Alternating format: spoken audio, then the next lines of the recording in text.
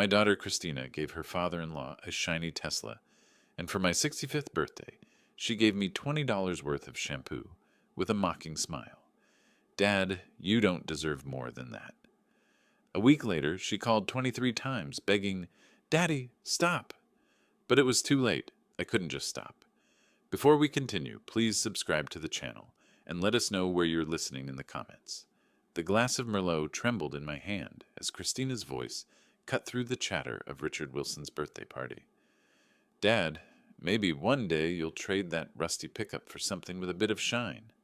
Her diamond earrings glinted under the string lights, her smirk sharper than the steak knives on the linen-draped tables.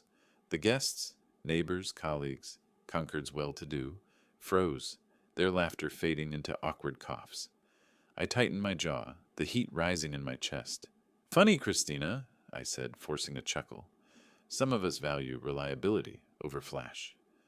My voice stayed steady, but my grip on the glass didn't. A bead of wine slid down the stem, catching the light like a warning. Richard's backyard buzzed with cicadas and clinking champagne flutes. His sprawling lawn with roses and a fountain screamed wealth. I admired his taste, but tonight envy twisted into something else. Christina tossed her hair, turning to Richard with a syrupy smile. Daddy-in-law, you deserve the best. Don't you think, Jonathan? Her husband, my son-in-law, nodded, his Rolex catching the light as he raised his glass. Absolutely, Jonathan said, his tone slick as the Tesla they'd just unveiled. Only the finest for Dad. He clapped Richard's shoulder, ignoring me entirely. The crowd murmured approval, their eyes darting between us. I stood there, my khakis and button-down feeling plainer by the second. Let's show them the real star of the night, Christina called, beckoning everyone toward the street. The guests surged forward, their excitement palpable. I followed, my loafers sinking into the grass, my pride still stinging from her jab. She hadn't always been this way, my little girl, who'd once begged for piggyback rides, now wielded her words like weapons. The Tesla gleamed under the streetlights, its sleek black curves drawing gasps. A Model S Plaid, Jonathan announced, puffing out his chest, fully loaded, for the man who has everything. Richard beamed, running his hand along the hood. The car's surface reflected the crowd, their faces alight with awe. My own reflection stared back, distorted, my eyes hollowed by the curve of the glass. I shoved my hands in my pockets, swallowing the ache. Generous kids you've got, a guest, Tom from the country club muttered beside me. He sipped his scotch, oblivious to the knot in my gut. They sure know how to make a statement, I said, my voice lighter than I felt. Christina hugged Richard, her performance flawless, while Jonathan tossed the key fob in the air, catching it with a grin. The crowd clapped, but I caught her glance, a fleeting cold flicker in my direction. It wasn't just indifference, it was disdain. I raised my glass for a toast. To Richard. Jonathan cut in. Gary, no boring speeches. Dad's the man of the hour. Christina laughed sharply. I lowered my glass, forcing a smile. The party swirled on. Plates of lobster sliders passed around, the quartet launching into a lively rendition of Fly Me to the Moon. I drifted to the edge of the lawn, my mind replaying her words. Rusty pickup. I'd driven her to college in that truck, packed it with her dorm furniture, her dreams. I'd paid for that education, those opportunities, while she and Jonathan built their glossy life. And now, this. Gary, you okay? Susan, Richard's neighbor, touched my arm, her brow furrowed, her wine glass tilting slightly, a red droplet splashing onto the grass. Just taking it all in, I lied, nodding toward the crowd. Susan hesitated, then rejoined her husband, leaving me with the weight of my thoughts. I wanted to confront Christina, to demand why she'd turned so sharp, but the words wouldn't form. Not here, not now. The argument came later, as the guests thinned out. I found her by the dessert table, rearranging macarons with that same calculated grace. Christina, I started, my voice low.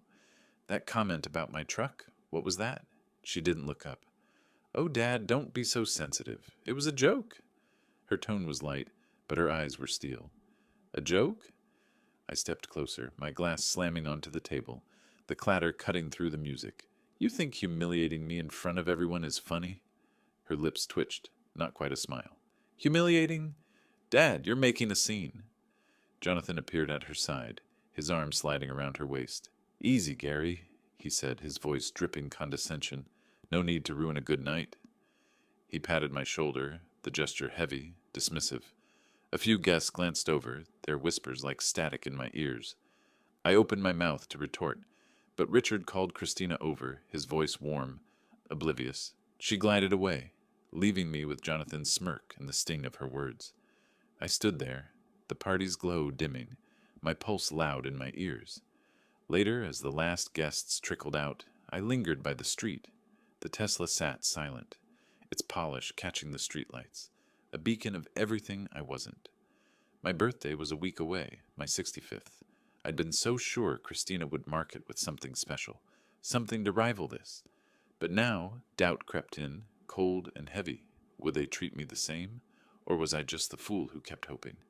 The cicadas sang on, and I turned toward home, the Tesla's glow burning in my mind. I walked Concord's dark streets, my steps echoing in the quiet. Christina's words, her cold glance, Jonathan's laugh, they churned in my mind. At home, I sank into my armchair, lights off, and sat until midnight, sifting through memories of my little girl, who'd once been different. The next morning I woke with a weight in my chest, but the sun spilling across the porch offered a faint hope that Christina might still surprise me. The morning sun spilled across my porch, warming the coffee mug in my hands as Concord stirred awake. Kids pedaled past on bikes, their laughter bouncing off the tree-lined street. I leaned back in my wicker chair, the creak of it familiar, grounding. 3 days until my 65th birthday, and despite the sting of Richard's party, I couldn't shake the hope that Christina would come through. A gift like that. Tesla, sleek, bold. Maybe it was my turn. "Morning, Gary." My neighbor Ellen waved from her mailbox, her terrier yapping at her heels. "Big plans for the big 6-5?" I grinned, setting my mug down. "Just a little backyard shindig. You and Pete coming?" "Wouldn't miss it." She tugged her dog back, chuckling. "Christina got something grand planned? After that Tesla for Richard." She trailed off, her smile curious. My chest tightened, but I kept my tone light. "We'll see. She's full of surprises." Ellen nodded and headed inside, leaving me with the echo of her question. Surprises. Christina had always been good at those, even as a kid. Crayon drawings tucked under my pillow, her gap-toothed grin lighting up my world. Now, though, her surprises cut deeper. I grabbed my keys and drove to the cafe on Main Street, where the buzz of chatter and scent of cinnamon offered needed comfort. Gary, the usual. Maria, the owner, leaned over the counter, her apron dusted with flour. "Black coffee, 2 sugars," I said, sliding onto a stool. "And one of those scones, if you're feeling generous." She laughed, her earrings swinging. "For you, always. Turning 65 soon, right? Bet Christina's got something big planned." Her words were warm, but they landed like a stone. I forced a smile, nodding as she poured my coffee. While waiting, I glanced at my phone. No messages. I'd texted Christina yesterday about the party. A simple, "Hope you and Jonathan can make it." No reply yet. My thumb hovered over her name, but I pocketed the phone instead. Let her come to me. A radio ad about college tuition recalled Christina's graduation, my sacrifices for her education. The ache grew after her jab at the party. At home, I found Pete, Ellen's husband, wrestling with a loose fence post in his yard. "Need a hand?" I called, hopping out of the truck. "Gary, you're a lifesaver," he grunted, passing me a hammer. We worked in companionable silence, the thud of nails steadying my thoughts. As we finished, Pete wiped his brow. "So what's Christina getting you?" "Bet it's something flashy, like that car she gave Richard." I laughed, but it sounded hollow. "Maybe. Long as she shows up, I'm happy." The lie tasted bitter. I wanted more than her presence. I wanted her respect. Later, I polished my pickup in the driveway, the rag gliding over its faded blue hood. It wasn't a Tesla, but it had carried us through blizzards, moves, memories. I paused, catching my reflection in the windshield. Gray hair, lines deeper than I remembered. Reliable, Christina had called me once, long ago. Now she mocked that reliability. The thought gnawed, but I pushed it down. She'd come around. She had to. My phone buzzed as I headed inside. A text from Christina. "We'll try to make it. Busy week. No warmth, no emoji, just those curt words." My smile faltered, my thumb tracing the screen. Busy. After all I'd done, all I'd given. I typed a quick, "Sounds good. See you then," and hit send, my optimism fraying at the edges. By evening, I was in the backyard, stringing up party lights. The air was warm, the grass soft underfoot. I imagined the scene, neighbors laughing, Christina unveiling some grand gesture, a watch maybe, or a trip, something to show she saw me, really saw me. I clipped the last light in place, its glow flickering against the dusk. A breeze swept through, cool and sharp, carrying the faint buzz of my phone. I checked it. Nothing. Just the wind and that nagging doubt, whispering she might let me down again. Birthday morning dawned with clear skies and the bustle of final preparations. I set up tables, checked the grill, and glanced at my phone again. No messages from Christina. Guests started arriving by evening, their voices filling the yard with the warmth I craved. I stood by the gate, greeting everyone, but my eyes kept drifting to the road, searching for her car. Laughter spilled across my backyard, mingling with the twang of a country playlist from the Bluetooth speaker.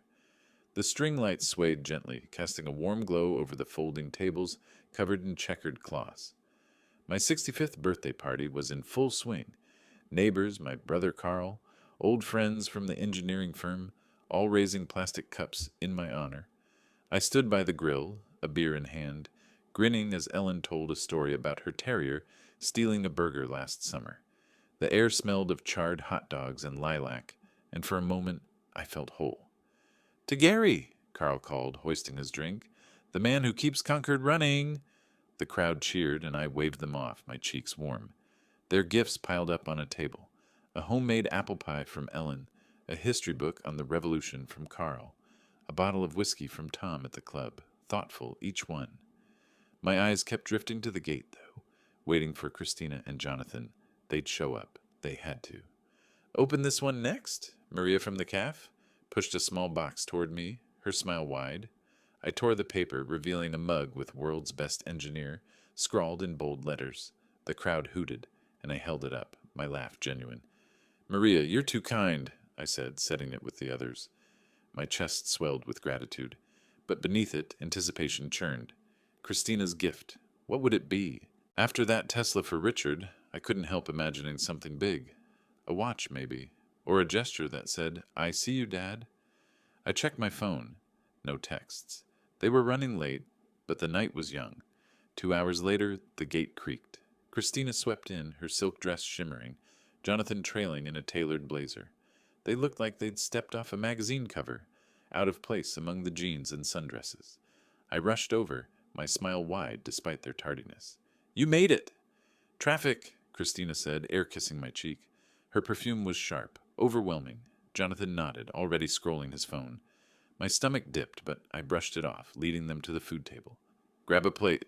Join the fun," I said, gesturing to the spread. Coleslaw, burgers, Maria's famous potato salad. Christina scanned the yard, her lips pursing slightly, like she was appraising a thrift store. "Cute setup, Dad," she said, her tone clipped. Jonathan snorted, pocketing his phone. I ignored the jab, introducing them to Carl, who clapped Jonathan's shoulder a bit too hard. The party rolled on, but their presence shifted the air. They hovered near the dessert table, whispering to each other, barely mingling. I caught Ellen's raised eyebrow, Tom's sidelong glance. Then Christina approached, a store-bought gift bag dangling from her fingers, tissue paper spilling out like a bad prom dress. "Happy birthday, Dad," she said, handing it over. Her smile was tight, her eyes elsewhere. The crowd quieted, watching. I took the bag, my heart pounding. This was it. I reached inside, pulling out a bottle of shampoo and a bar of soap. Generic, the kind you'd grab at a gas station. The bag hit the table with a soft thud, tissue paper crumpling. "For you," Christina said, her voice loud, performative. "You don't deserve more." A few guests gasped. Jonathan chuckled, leaning back in his chair. My fingers tightened around the shampoo, the plastic cool against my palm. I forced a laugh, my face burning. "Thanks," I managed, setting it down. "Creative choice." The words tasted like ash. I wanted to believe it was a joke. But her smirk, his laugh, they weren't joking. Dinner brought more. We sat at the long table, the clink of forks and chatter filling the gaps. Christina leaned forward, her voice cutting through. "This house, Dad, it's so quaint. Ever think of upgrading? Her tone was sugar-coated, but the barb was clear. Guests shifted, their smiles strained. It suits me, I said, my fork pausing midair. Not everyone needs a mansion. A few nodded, but her eyes narrowed. Jonathan jumped in, his grin wolfish. Yeah, but a little ambition never hurt. Right, Gary? Maybe freshen up that smell of yours. He waved a hand like swatting a fly. Laughter sputtered from Christina, cruel and sharp. A child at the table, Tom's granddaughter, tugged my sleeve, her eyes wide, confused. The yard went quiet, the music suddenly too loud. My chair scraped back, the sound raw against the grass. Enough! I shouted, my voice cracking the air. Plates rattled, a glass tipped, water pooling on the tablecloth. Christina's smile vanished. Jonathan's jaw tightened, but he didn't move. Every eye was on me, the weight of their stares heavy. Gary, they didn't mean... Ellen started, but I shook my head, my pulse roaring. No, I said, quieter now, but firm. They meant it. Christina stood, tossing her napkin down. Ungrateful, she hissed, grabbing her purse. Come on, Jonathan. He followed, muttering about wasted time. They stormed through the gate, their car's engine roaring to life moments later. The guests sat frozen, their murmurs soft, pitying. I stared at the gift bag, its crumpled tissue mocking me. The lights flickered above, and my anger burned, steady and dangerous, with nowhere to go. The party fizzled out, guests whispering, avoiding my eyes. Some tried to make small talk, but the words felt forced. One by one, they said their goodbyes, their hugs tighter than usual, as if they sensed my wound. When the last guest left, I stood alone amid scattered plates and dimming lights, the silence heavier than my anger. He backyard was silent, lights swaying. I stacked plates, thinking of Christina's shampoo and my outburst. Enough. Had I gone too far? I carried a stack of plates to the trash, the grass damp under my loafers. The air smelled of leftover charcoal and lilac, a mix that should have felt comforting but didn't. My brother Carl had stayed longest, his hand heavy on my shoulder. You didn't deserve that, Gary, he'd said, his voice gruff. They crossed a line. Ellen, my neighbor, had hugged me, her perfume soft against the ache in my chest. Stand tall, she'd whispered. Their words propped me up, but now, alone, doubt crept in.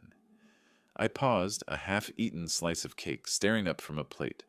My reflection in the patio door caught me off guard. Gray hair mussed, eyes tired. Had I overreacted? Christina's smirk, Jonathan's taunt about my smell. They'd meant to wound. But shouting like that, in front of everyone? Maybe I'd given them what they wanted. A scene, a reason to call me ungrateful. I shook my head, grabbing a broom to sweep the deck. The bristles scraped rhythmically, grounding me. No, they'd pushed me. Years of their slights flashed through my mind, sharp and unbidden. Like the time after Christina's wedding, when I'd paid for the venue, the flowers, her dream dress. I'd called to check on her honeymoon, my voice eager, only to hear her sigh through the phone.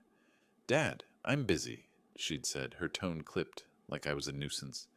I'd stared at the receiver, the dial tone humming, my generosity thrown back in my face. The memory stung, but it steadied me. I wasn't wrong to snap. They'd been chipping away at me for years. Her coldness, his smug pats on the shoulder. I swept harder, the broom catching a forgotten scarf, its silk snagging on the wood. Ellen's, probably. I folded it carefully, setting it aside. Small acts of care, that's who I was. Not the man they painted. Carl's voice came back to me, his words from earlier. You've given them everything, Gary. What have they given you? He'd lingered by the gate, his truck keys jangling. I'd shrugged, forcing a smile, but his question stuck. Nothing. They'd given me nothing but scorn. I carried the scarf inside, the house quiet except for the creak of the floorboards. In the kitchen, Ellen's hug replayed, her quiet strength, her urging me to stand tall. They're ungrateful, she'd said as she left, her eyes fierce. Don't let them walk over you. Her words lit something in me, a spark that hadn't died with the party's end. I sank into my armchair in the living room, the old springs groaning. The gift bag sat on the coffee table, its cheap paper crinkling as I nudged it. Shampoo and soap, a $20 insult. My fingers traced the bag's edge, the texture rough against my skin. This wasn't just a bad gift. It was a message. You're nothing to us. The thought tightened my chest, Not with sadness now, but with something harder. Anger. Righteous. Clear. I leaned back, staring at the ceiling, its familiar cracks mapping my thoughts. I'd spent my life building circuits as an engineer, a home for Christina, a legacy of quiet sacrifice. And they'd mocked it. No more. I wasn't the fool they thought. I'd show them. Not with shouts or scenes, but with something deliberate. Something they wouldn't see coming. My fist clenched, the knuckles pale against the armrest. The house was dark, the only light spilling from a lamp in the corner. The gift bag seemed to pulse in the shadows. A challenge. A week after the party, I sent an anonymous letter to Jonathan's company's board of directors, enclosing copies of financial documents that showed his involvement in the fraud with Richard. That same day, Christina started calling, her 23 calls flooding my phone, each with a plea. Dad, stop. She didn't know for sure it was me, but she suspected. I didn't know yet what I'd do, but the decision was made. They'd crossed me for the last time, and I wasn't going to let it slide. That night, I barely slept, tossing in bed as anger and memories drove me out at dawn. I decided to walk, hoping fresh air would clear my head. My steps led me to Main Street Cafe, where the familiar buzz and smell of coffee promised a sliver of calm. The coffee maker gurgled in my kitchen, the scent of dark roast filling the air as dawn crept through the curtains. I stood by the counter, my hands wrapped around a cracked mug, Christina's gift from a decade ago, back when she still called me Daddy. The fissure in the ceramic caught my thumb, a quiet reminder of how things break.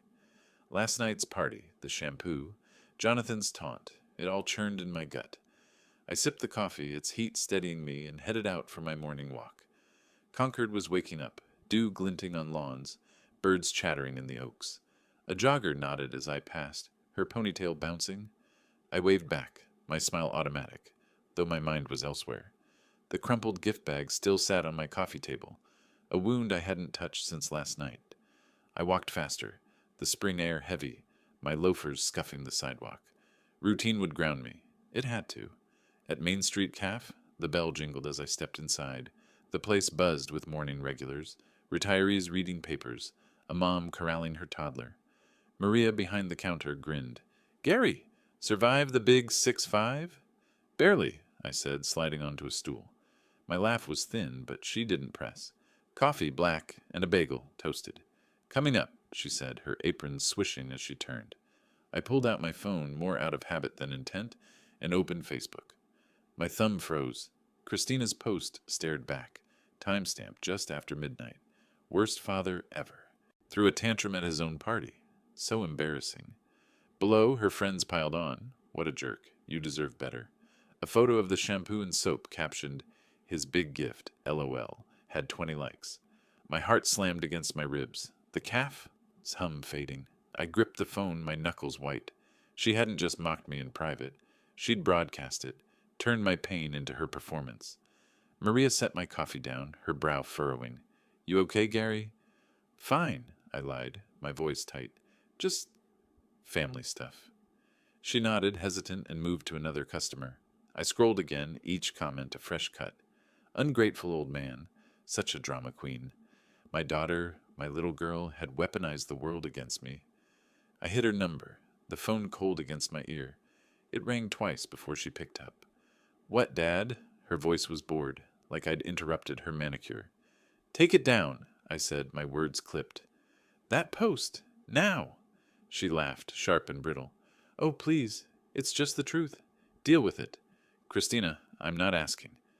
My voice stayed low, but it trembled with something dangerous. The barista glanced over, her eyes concerned, but I didn't care. You're making it worse, she said, her tone icy. Everyone saw how you acted. I'm not deleting anything. The line went dead. I stared at the phone, her laughter echoing in my skull. The mug shook in my other hand, coffee sloshing over the crack, burning my fingers. Gary? Tom, a regular, slid onto the stool beside me. His newspaper crinkled as he leaned in. You look like you saw a ghost, I forced a chuckle, setting the mug down. Just a rough morning. How's the grandkid? We chatted about his granddaughter's soccer game, the words mechanical. His kindness anchored me, but Christina's post burned behind my eyes. Worst father ever. After all I'd given her, college, her wedding, my pride. I paid and left, the calf, its warmth no match for the chill in my chest.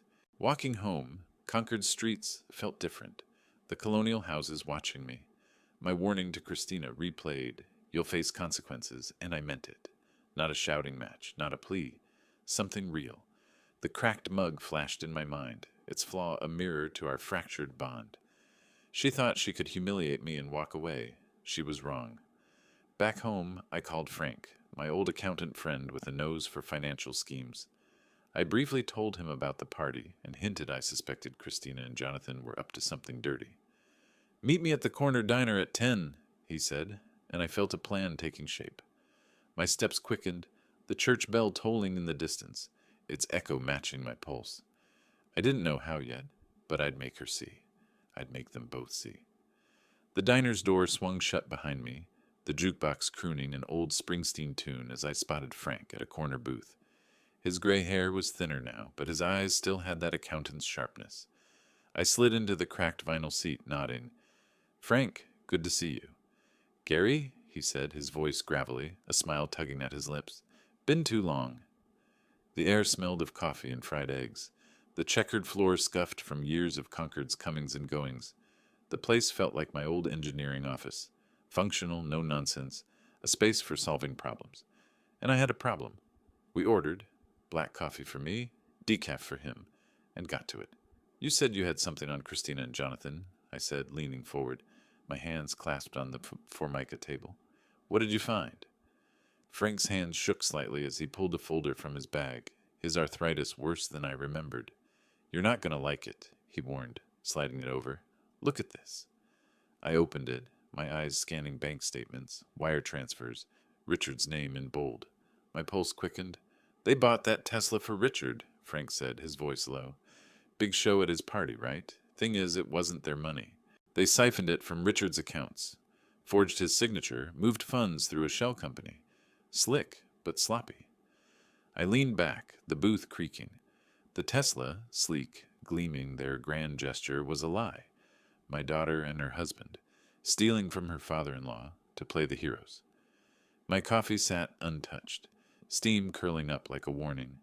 "How'd you get this?" I asked, my voice steady despite the rage bubbling inside. "Old habits," Frank said, tapping his temple. "I still know people at the bank. They owe me favors." He sipped his decaf, wincing. "Richard doesn't know yet. But this ain't their first rodeo. They've been skimming for years." I flipped through the papers, numbers blurring. Christina's cold laugh from our call yesterday rang in my ears. Deal with it. She thought she was untouchable. Jonathan, with his smug grins, thought the same. My jaw tightened, a plan forming, though its edges were still vague. I'd been an engineer, circuits, systems, solutions. I could build something to bring them down. The diner's fluorescent lights buzzed, pulling me back to a memory. My old office, 1995. The hum of computers. A blueprint spread across my desk. A client's bridge design was failing. Too much stress on the joints. I'd stayed up all night, reworking angles, testing loads. By morning, it held. Strategy, patience, precision. That's what I needed now. Not anger, but a plan. "Gary?" Frank's voice cut through. "You okay?" "Yeah," I said, closing the folder. "Just thinking." I slid it back to him. "Keep this safe. I'll need it." He nodded, his eyes searching mine. "Be careful. They're reckless, but they're not stupid." I gave a tight smile, draining my coffee. Reckless was right, and I'd use it. Outside, the spring sun was high, Concord's streets alive with dog walkers and cyclists. I started home, the folder's weight in my mind. At the corner, Ellen waved from her porch, her terrier yapping. "Gary, heard about the party," she called, stepping closer. "You didn't deserve that nonsense." "Thanks, Ellen," I said, pausing, just sorting it out. Her kindness, like Tom's at the calf, reminded me I wasn't alone. Concord had my back. It fueled me, that support, like a circuit completing its loop. "Give 'em hell," she said, winking. I chuckled, the first real laugh in days, and kept walking. At home, I dug through my study, finding my old engineering notebook, leather-bound, pages yellowed but sturdy. I flipped to a blank page, the pen heavy in my hand. Christina and Jonathan thought they'd won, thought I'd crumble. But I was done being their fool. I started jotting notes, names, dates, ideas. The desk lamp cast a narrow glow, the house dark around me, the pen scratched, each stroke a step toward something bigger. They'd face consequences, all right, and I'd make sure they never saw it coming. The desk lamp cast a narrow beam across my study, the only light in the house as I sealed the envelope. My fingers pressed the adhesive firmly, the faint stickiness lingering on my skin. Inside were copies of Frank's documents, bank statements, wire transfers, proof that Christina and Jonathan had stolen from Richard to buy that gleaming Tesla. I triple-checked every page, my engineer's precision guiding me. No mistakes, no trace back to me. I leaned back, the chair creaking under my weight. The house was silent, save for the hum of the fridge in the kitchen. My pulse was steady, but a quiet thrill ran through me. This was it, my first move. Not a shout, not a scene, but a calculated strike. The envelope felt heavy in my hands, a symbol of justice taking shape. They'd mocked me, humiliated me. Now they'd start to feel the weight of their own lies. I slipped the envelope into a plain manila folder and headed out, locking the door behind me. The morning air was crisp, Concord Street still sleepy under a pale May sky. At a small park near the edge of town, I met the courier, a wiry man in a gray hoodie, his eyes darting as he took the folder. "No return address," I said, my voice low. "Deliver it to Richard Wilson's office by noon. Cash, as agreed." He nodded, a nervous tick twitching his jaw. "Got it. It'll be done." He pocketed the cash I slid across the bench, the bills crisp against his palm. I watched him disappear down the path, his sneakers scuffing the gravel. Anonymity was my shield. Richard would get the truth, but my name wouldn't touch it. In the library, I sat at a computer, accessing public records. My engineering skills and financial data courses helped track Christina and Jonathan's spending. Credit card filings, property records, a trail of extravagance, designer clothes, a second home in Nantucket, dinners that cost more than my monthly grocery bill. Greed laid bare in black and white. I scribbled notes, my pen scratching furiously, each fact a brick in the wall I was building. The library's quiet took me back to 1987, my drafting table cluttered with blueprints. A client's warehouse project was failing. Faulty beams, bad math. I'd reworked the design in one night, coffee cups piling up, my slide rule a blur. By dawn, it was perfect. That same focus drove me now. Christina and Jonathan weren't beams, but they were flawed, breakable. I'd find the stress points. "Gary?" Mrs. Larson, the librarian, paused by my table, her glasses perched on her nose. "You're deep in it today, researching for the Historical Society?" I smiled, closing my notebook. "Something like that. Just digging into Concord's past." A half-truth, but it landed. She chuckled, adjusting a stack of books. "Well, don't miss our talk on the Old North Bridge next week. You'd love it." Her warmth reminded me why I stayed in this town. People who saw me, not the caricature my daughter painted. I nodded, promising to consider it, and she shuffled off, leaving me to my work. I left the library with a stack of printed records, my mind buzzing. The documents for Richard were just the start. Every lavish purchase, every shady deal, they were ammunition. I drove home, the truck's engine a steady hum, my thoughts sharp. Christina's laughter from our last call, "Deal with it," echoed, but it didn't sting anymore. It fueled me.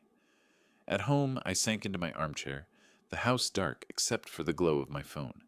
I checked it obsessively, waiting for any sign that Richard had received the packet. The screen stayed blank, but my anticipation grew, a live wire in my chest. The envelope was out there, a spark waiting to ignite. I set the phone down, my fingers tapping the armrest, the silence of the house louder than ever. From the edge of Richard's estate, I sipped coffee from a thermos, my truck parked discreetly behind a row of maples. His mansion loomed across the street, white columns, iron gates, a fortress of wealth. Christina's BMW screeched into the driveway, Jonathan's Audi close behind. They spilled out, her heels clicking, his tie loose, both moving like cornered animals. Richard had called them, no doubt, about the documents I'd sent. I stayed low, my pulse quick, savoring the crack in their perfect facade. I didn't linger. Too risky. I drove to Main Street, the thermos still warm in my hand, and slipped into the coffee shop. The place was cozy, all wood beams and soft lighting, the air thick with espresso and cinnamon. I took a corner table, my back to the wall, and opened my laptop, pretending to work. My real focus was the buzz around me. Concord's rumor mill, already churning. Tom, my friend from the country club, slid into the seat across from me, his eyes bright with gossip. "Heard something wild," he said, leaning in, his voice low. "Caught a fight at the club last night. Christina and Jonathan tearing into each other in Richard's office. She was screaming about lies and setups. He was yelling about lawyers. Sounded like Richard laid into them hard." I raised an eyebrow, keeping my face neutral. "What kind of lies?" My coffee cup was cracked, a hairline fracture under my thumb, mirroring the couple's crumbling image. "Something about that Tesla," Tom said, stirring his latte. "Richard got papers showing they used his money, forged his name, moved it through some shady account. He's furious.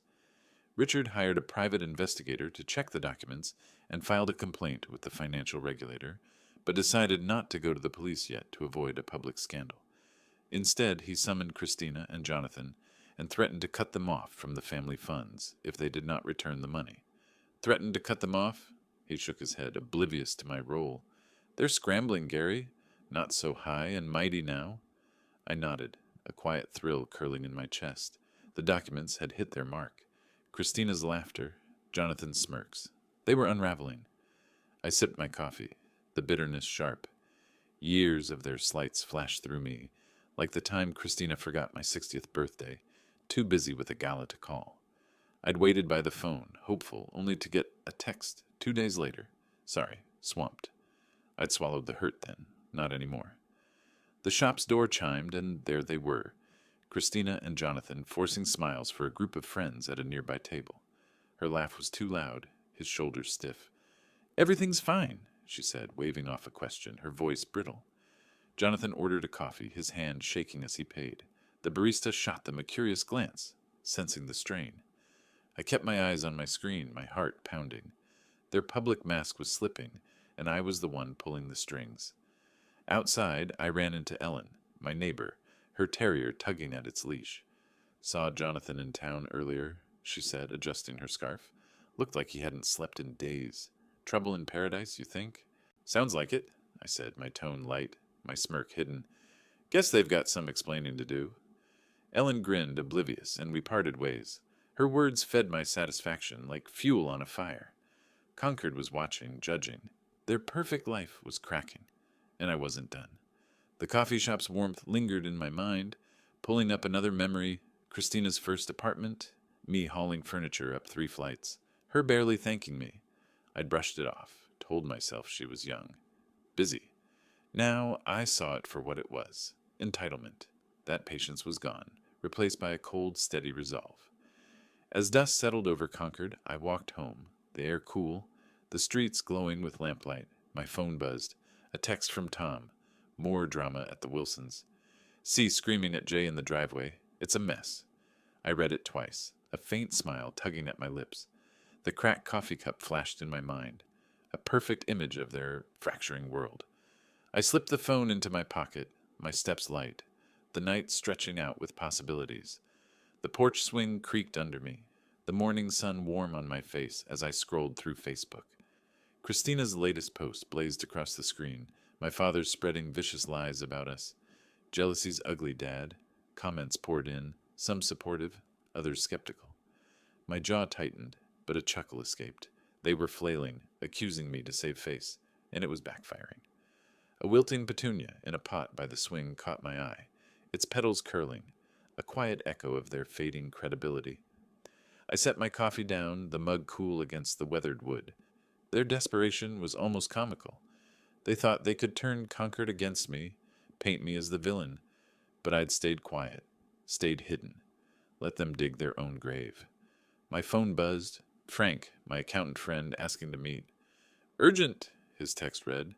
I grabbed my keys, the swing still swaying as I headed for the park. At Minuteman Park, Frank waited on a bench, his hands fidgeting, a nervous laugh escaping as I approached. "They tried to bribe me," he said, his voice low, glancing around. The air smelled of cut grass, leaves rustling in the breeze. "Showed up at my house last night. Christina, all smiles, offering 10 grand to say those documents were fake. Jonathan just glared, like he wanted to scare me. I leaned forward, my elbows on my knees. And? Told him to get lost, Frank said, his eyes hard. I'm not playing their game. But they're desperate, Gary.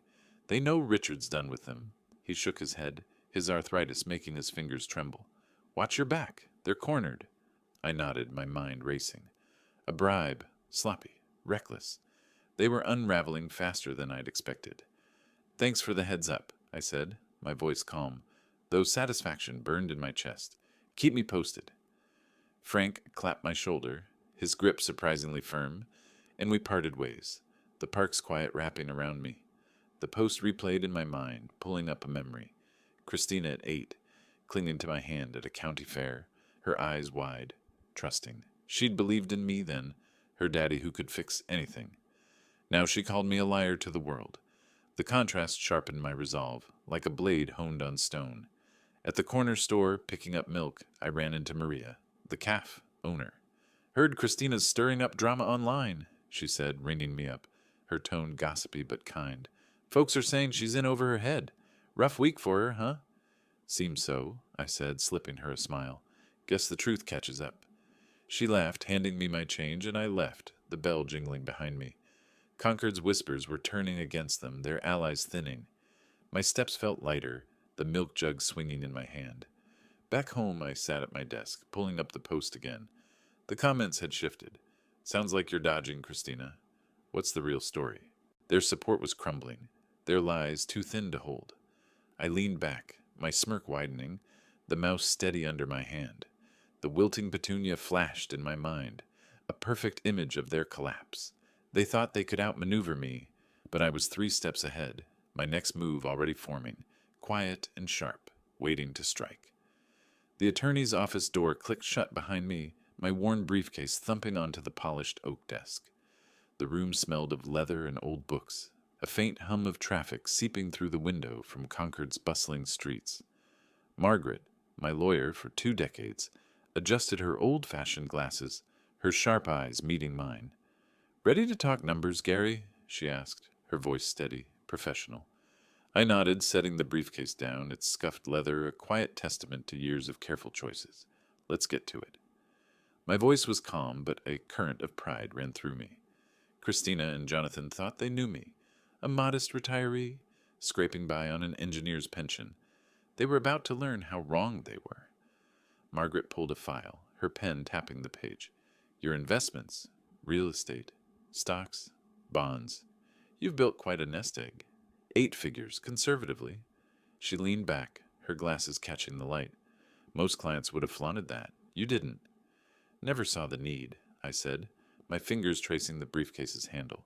It was for security, not show. The room's quiet took me back to my first big investment, 1989, a rundown duplex I'd bought, cheap, fixed up and rented out. No vacations, no fancy cars, just discipline. Every dollar saved was a brick in my fortress, one they'd never suspected. She slid a legal pad across. You mentioned a strategy against your daughter and her husband. Defamation, fraud, serious claims. With this wealth, you've got leverage. What's the play? I leaned forward, my voice low. File a lawsuit, defamation for her Facebook posts, financial misconduct for what they did to Richard. Use the documents from Frank. Hit them where it hurts. My words were measured, but my pulse quickened.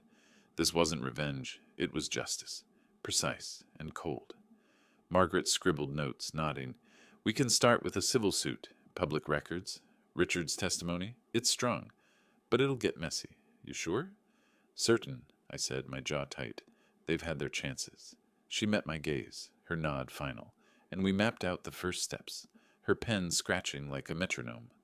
My phone buzzed as I stepped onto Concord's main street, the air sweet with blooming lilacs. Christina's name flashed on the screen. I answered, bracing myself.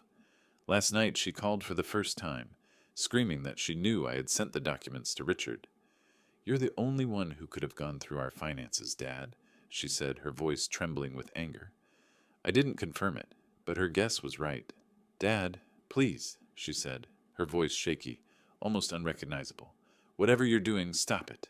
You're tearing us apart. You tore this apart, I said, my tone flat. You made your choices. Her sob crackled through the line, but I hung up, my hand steady. She knew I was behind it, or suspected. Good. Let her squirm. At the bakery, picking up a loaf of rye, Mrs. Carter beamed from behind the counter. "Gary, you're looking spry today," she said, sliding the bread into a bag. "Heard you've been the talk of the town, always helping folks out." "Just doing my part," I said, my smile genuine but brief. Her warmth grounded me, a reminder of who I was to Concord, not the villain Christina painted. I left, the bell jingling, my mind on the lawsuit. The briefcase in my hand felt heavier, its worn surface hiding the power I'd unleashed. Back home, I spread legal papers across my dining table, the house quiet except for the clock's soft tick. Margaret's draft complaint listed every lie, every theft, in stark black ink. My phone buzzed again. Christina, another call. I let it ring, the sound sharp against the silence. My eyes stayed on the papers, each line a step closer to justice. The briefcase sat nearby, a silent partner in my plan, its scuffs glowing faintly under the lamp. The kitchen clock ticked steadily as I unfolded Margaret's email, the lawsuit's filing confirmation glowing on my laptop screen. Defamation, financial misconduct, all laid out in crisp legalese, aimed at Christina like a well-placed arrow. My coffee steamed, untouched, the morning light slanting through the window. The words blurred briefly, not from doubt, but from the weight of it. Justice, finally moving. I leaned back, the chair creaking, my heart steady but fierce. I headed to the Concord market, the air alive with chatter and the scent of fresh produce. Stalls brimmed with apples, greens, homemade jams, the crowd a mix of locals and weekenders. I lingered by a honey vendor, my cap pulled low when I spotted her. Christina, across the aisle, her designer sunglasses perched on her head. Her smile was forced, her laugh too loud as she chatted with a woman who edged away, her expression cool. Friends were slipping from her grasp, their whispers sharp. I turned away, my pulse quick, savoring the cracks in her world. The market's bustle pulled up a memory. 2005, Christina's car repossessed, her voice panicked on the phone. I'd wired her the money, drained my savings to keep her afloat. Her thank you was a curt text, no call, no warmth. I'd told myself she was stressed. Now I saw it clearly, ingratitude, woven into her core. My hands tightened around a jar of honey, the glass cool against my skin. My phone buzzed. "Christina again?" I stepped behind a stall, the crowd's noise muffling her sobs as I answered. "Dad, you're ruining me," she pleaded, her voice raw. "The lawsuit, the gossip, everyone's turning on me. Please stop." "You stopped being my daughter when you chose lies," I said, my voice cold, unyielding. "Face what you've done." I hung up, her gasp cut off, my chest tight but resolute. The market swirled around me, oblivious, a dropped apple rolling past Christina's feet, ignored by the crowd. It lay there, bruised, a mirror to her fall. I moved through the stalls, catching snippets of gossip. "Christina's in deep," a woman muttered, hefting a basket. "Stole from her own family, they say." Another nodded, her voice gleeful. "Serves her right." I kept my face neutral, my cap shielding my eyes, but inside, satisfaction burned. Concord was turning, their judgment swift. At home, I called Margaret for an update. "It's filed," she confirmed, her tone crisp. "Public record now. Her social circle's already pulling back. Saw it on their posts. She's losing ground fast." I thanked her, hanging up as the kitchen clock struck noon. The lawsuit was a blade, cutting through her lies, and I held the handle. Later, walking past the market at night, the stalls shuddered. I caught more whispers from stragglers. "Christina's done for," one said, their voice carrying on the cool air. The market lights glowed faintly, casting my silhouette long and steady across the pavement. Jonathan's fate loomed, untouched, a final piece in my plan. I kept walking, the whispers trailing me, their weight a quiet promise of more to come. The morning paper crinkled on my porch, the headlines stark, local businessman fired, amid financial scandal. Jonathan's name blazed in bold, his corporate headshot staring blankly from the page. I leaned back in the swing, the wood creaking, a quiet smile tugging at my lips. My anonymous tip to his company, bank records, emails, proof of his role in Richard's theft, had landed. His job, his status, gone. My revenge was complete, but the morning air felt lighter, freer. I sipped my coffee, the mug warm against my palms, when a car pulled up, Christina's BMW, gleaming despite her fall. She and Jonathan stepped out, her face pale, his hands trembling as he adjusted his tie.